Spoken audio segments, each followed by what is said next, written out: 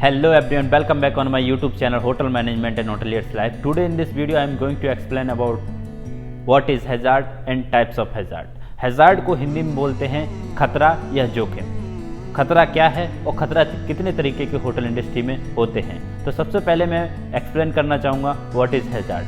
Hazard is anything with potential to cause harm present in raw material और introduced in production. Hazard मतलब खतरा वह है जिससे किसी को कोई हार्म हो सकता है, किसी को कोई क्षति हो सकती है, या तो ये पहले से ही उसमें होते हैं या फिर प्रोडक्शन के टाइम बनाते समय उसमें इन्वॉल्व हो जाते हैं. तो खतरा को जो क्लासिफिकेशन किया गया है, हैज़ार्ड को 4 तरीके से क्लासिफिकेशन किया गया है. सबसे पहले जो हैज़ार्ड है उसको नाम दिया गया फिजिकल हैज़ार्ड, नंबर दूसरा केमिकल हैज़ार्ड, नंबर तीसरा एलर्जेनिक हैज़ार्ड, नंबर चौथा माइक्रोबायोलॉजिकल हैज़ार्ड. तो सबसे पहले जो फिजिकल हैज़ार्ड है उसके बारे में बताना चाहूँगा. फिजिकल हैज़ार्ड में क्या होता है कि कुछ भी जो आप देख सकते हैं जिसमें आपको फिजिकल हैज़ार्ड है, जैसे कि आपको किसी खाने में कंकड़ मिला, पत्थर मिला, या कोई प्लास्टिक मिली, या फिर कोई फिश बोन मिला है, तो ये सब जो आएंगे वो फिजिकल हैज़ार्ड के अंडर में आएंगे. तो इससे क्या होगा कि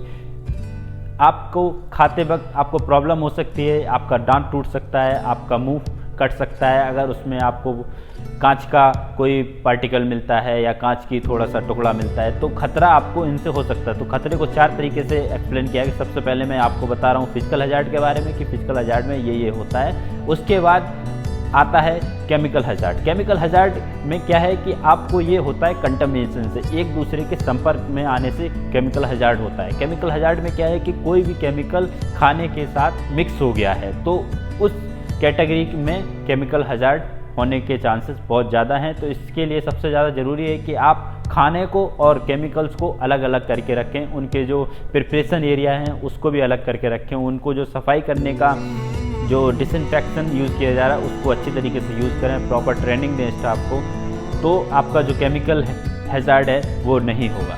नंबर तीसरा जो आता है माइक्रोबायोलॉजिकल हैज़ार्ड. माइक्रोबायोलॉजिकल हैज़ार्ड में क्या होता है कि यह एक माइक्रो ऑर्गेनिज्म से होता है. इसमें क्या है, खाना अगर आप रूम टेम्परेचर पे ज़्यादा रखते हैं, रूम टेम्परेचर मतलब 5 डिग्री से 63 डिग्री के बीच में ज़्यादा देर तक रखते हैं, तो आपके माइक्रोबायोलॉजिकल हैज़ार्ड होने के चांसेस बहुत ज़्यादा हैं, क्योंकि इसमें जो बैक्टीरिया है, वायरस है, वह रूम टेम्परेचर पे जल्दी ग्रोथ करता है, रैपिडली ग्रोथ करता है. तो आपको इसमें माइक्रोबायोलॉजिकल हैज़ार्ड होने के सबसे ज़्यादा चांसेस हैं. उसके बाद अब मैं बात करना चाहूँगा एलर्जेनिक हैज़ार्ड के बारे में कि एलर्जेनिक हैज़ार्ड क्या है. एलर्जेनिक हैज़ार्ड मतलब कि अगर कोई व्यक्ति, अगर कोई गेस्ट किसी चीज़ से एलर्जी रखता है या उसको खाने से उसको कोई प्रॉब्लम हो जाती है तो वह एलर्जी के अंदर आता है. एलर्जी क्या है कि एलर्जी कई तरीके की होती है और कई प्रोडक्ट से हो सकती है.